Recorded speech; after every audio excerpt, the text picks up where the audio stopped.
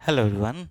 आप सभी ने देखा होगा कि जब भी कोई घटनाएं घटित होती हैं, कोई आतंकवादी घटनाएं घटित होती हैं, तो उनको रोकने के लिए, उन घटनाओं से संबंधित व्यक्तियों को दंडित करने के लिए हमारी जो एजेंसियाज हैं, जो हमारी एजेंसीज हैं, वो लग जाती हैं और सभी को मतलब इन घटनाओं को रोकने का प्रयास करती है। परंतु हमारे देश में एक सिद्धांत की कमी थी, है ना, कि कैसे आतंकवाद को रोका जाए। उसके प्रति एक संपूर्ण सिद्धांत की, एक एकीकृत सिद्धांत की कमी थी। और इसी कमी को दूर करने के लिए एक इनिशिएटिव लॉन्च किया गया है, जो कि देश का पहला व्यापक राष्ट्रीय आतंकवाद विरोधी नीति है। और इस नीति का नाम है प्रहार। प्रहार क्या है? प्रीलिम्स में क्वेश्चन पूछा जा सकता है ना, बहुत इंपॉर्टेंट है ये।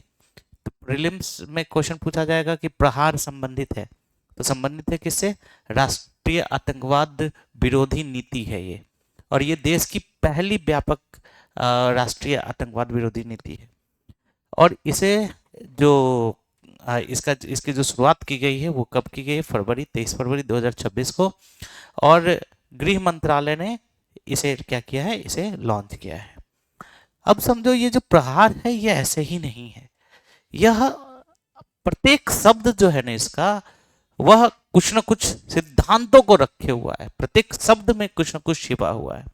अगर आप देखेंगे तो प्रहार में पी का भी कुछ मीनिंग है, सबका कुछ न कुछ मीनिंग है।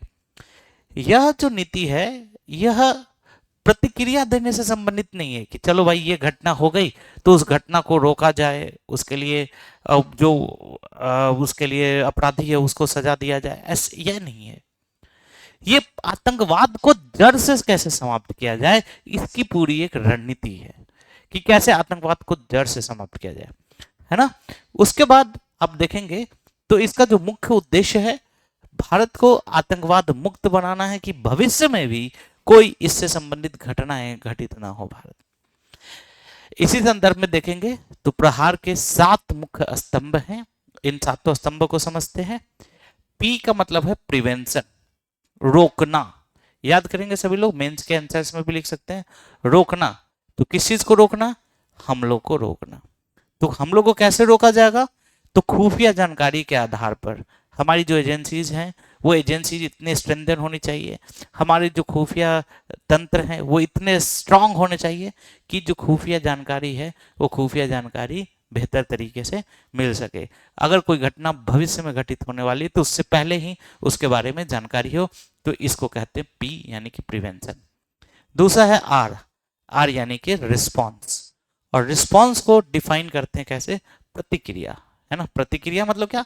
कि अगर मान लो कि कोई ऐसी घटनाएं घटित हो गई तो उसके प्रति, है ना, त्वरित कार्रवाई किया जाए। किसी भी तरीके का अगर सुरक्षा संबंधित जो नियामक है उनका अगर उल्लंघन किया गया तो उसके प्रति त्वरित कार्रवाई और सटीक कार्रवाई करना है। ए का मतलब है एग्रेशन, यानी कि एकत्रीकरण, कि हमारी जो क्षमताएं हैं उन क्षमताओं को एकजुट किया जाए, कलेक्ट किया जाए, ठीक है। और ये कैसे होगा? तो हमारी जितनी भी एजेंसीज हैं, केंद्रीय एजेंसीज हैं, पुलिसिंग है, सबको एक साथ लाया जाए। सब लोग तो देश के लिए लड़ रहे हैं ना, सब लोग तो देश की सुरक्षा में ही लगे हैं ना।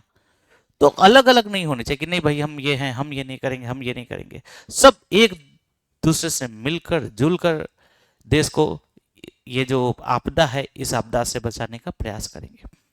नेक्स्ट, एथ का मतलब है ह्यूमन राइट्स, कि कुछ भी हो, ठीक है, इसमें मानव का जो अधिकार है, मानवाधिकार है, उस मानवाधिकार का संरक्षण किया जाए। उनके जो बेसिक मानव होने के नाते जो उनके अधिकार हैं, उन अधिकारों का उनका संरक्षण किया जाए, ठीक है।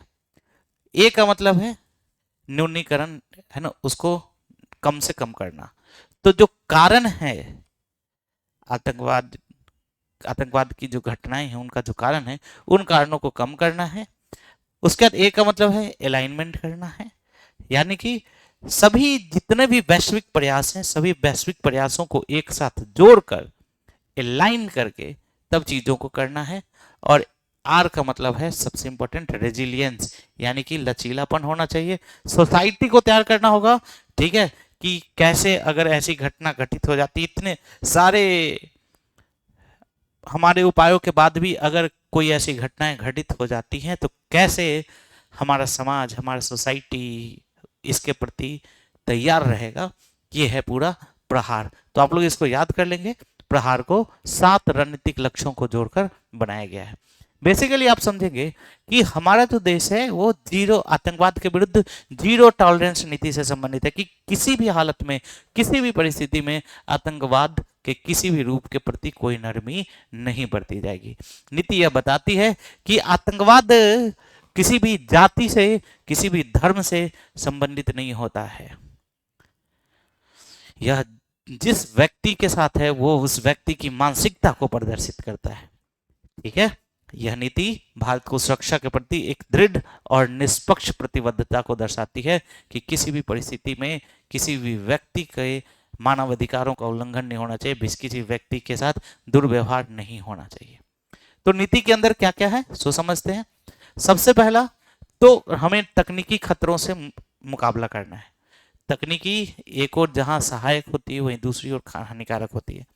क्रिप्टो करेंसी के आने से बहुत आसानी से टेरर फंडिंग होना शुरू हो गया है। तो तकनीकी खतरों से मुकाबला करना है कि किसी भी तरीके के से आतंकवादियों को का वित्त पोषण ना हो, उनको फंड नहीं मिल सके। जैसे ही देखो, अगर उनके फंड पे, उनके फाइनेंस के ऊपर अगर प्रहार कर दिया गया तो यह काम करना खुद ब खुद बंद कर देंगे। उसके बाद क्या है, हमारी जो खुफिया एजेंसीज हैं उसको और स्ट्रेंथन किया जाए। ठीक है, आप देखेंगे कि जो सूचनाएं हैं वो तुरंत में पहुंचे, राज्य और केंद्र के बीच जो सूचनाओं का आदान प्रदान है वो बेहतरी तरीके से हो, जिससे कि किसी भी आतंकवादी घटनाओं के किसी भी स्वरूप में, किसी भी सोच में उसको क्या कर दिया जाए, रोक दिया जाए, बंद कर दिया जाए।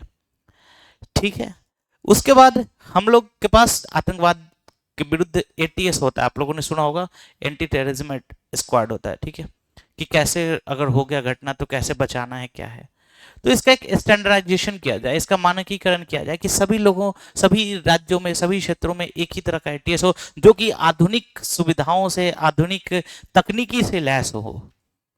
और जब ये आधुनिक तकनीकी से लैस होगा तो क्या करेगा, आतंकवाद के विरुद्ध हमारी क्षमताओं का निर्माण करने में ये काफी मदद करेगा। ठीक है, अब समझोगे तो हमारा जो सिद्धांत है, ये जो हमने प्रहार बनाया है, याद रखना सभी लोग, नाम है क्या इसका, प्रहार। ये 4 सिद्धांतों पर आधारित है जिसको हम लोग 4D मॉडल भी कह सकते हैं।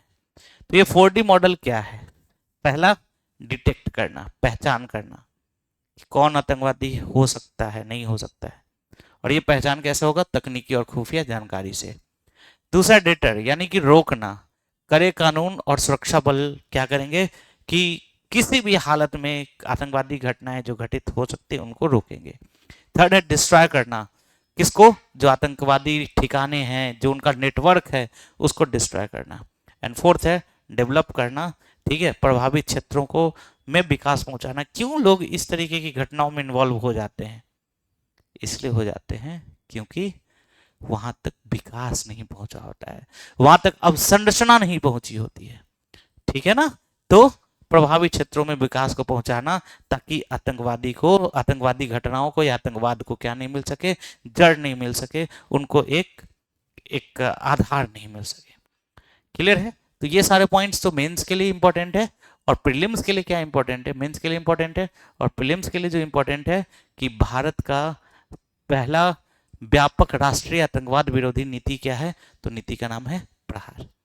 ठीक है, तो मैं जो वीडियोस बना रहा हूँ, ठीक है, आपको प्रीलिम्स में उससे मदद मिल रही है या नहीं मिल रही है, प्रीलिम्स के प्रिपरेशन में आप ज़रूर बताओ।